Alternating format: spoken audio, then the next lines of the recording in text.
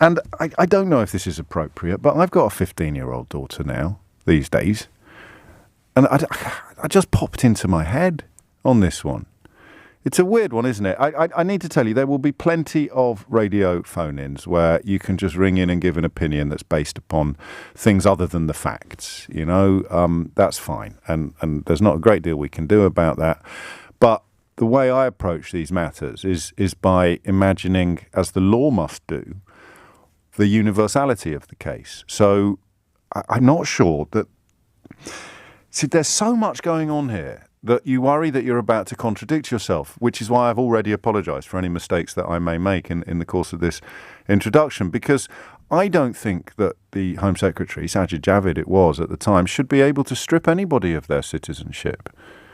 I would say anybody. It doesn't seem to me to be a measure that a politician should have, to be able to... And the way I explain that is not by saying Shamima Begum citizenship, but by saying your citizenship.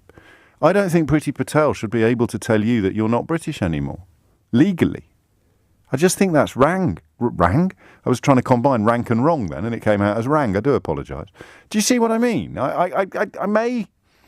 But that is not what the Supreme Court has presided over in this case. What the Supreme Court has presided over in this case is whether or not this individual should be allowed to return to the UK for a court case about the other issue, about whether or not a politician should have been able to revoke her Britishness, her actual citizenship of the country where she was born and raised. So I usually back myself to see the wood for the trees on cases like this, and I do so today as well. But if I do misstep, then feel free to tell me.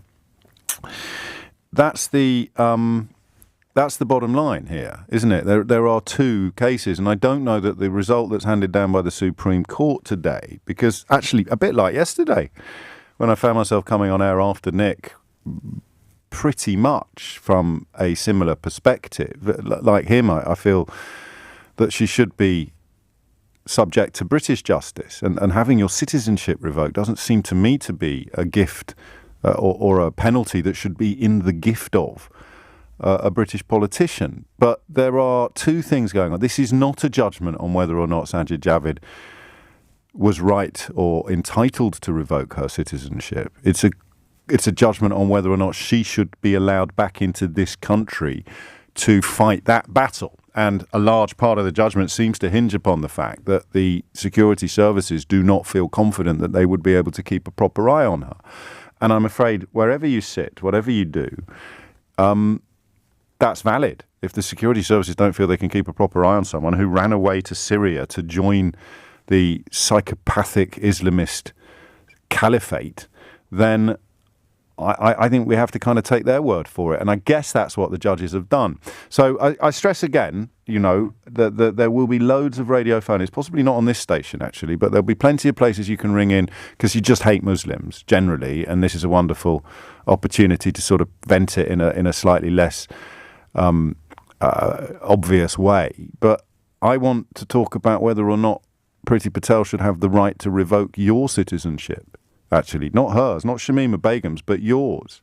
This is a great victory for British justice. Why? I've no idea, just don't like brown people. That's categorically not a conversation that we're going to have today. So save your tuppence, seriously, and put the phone down.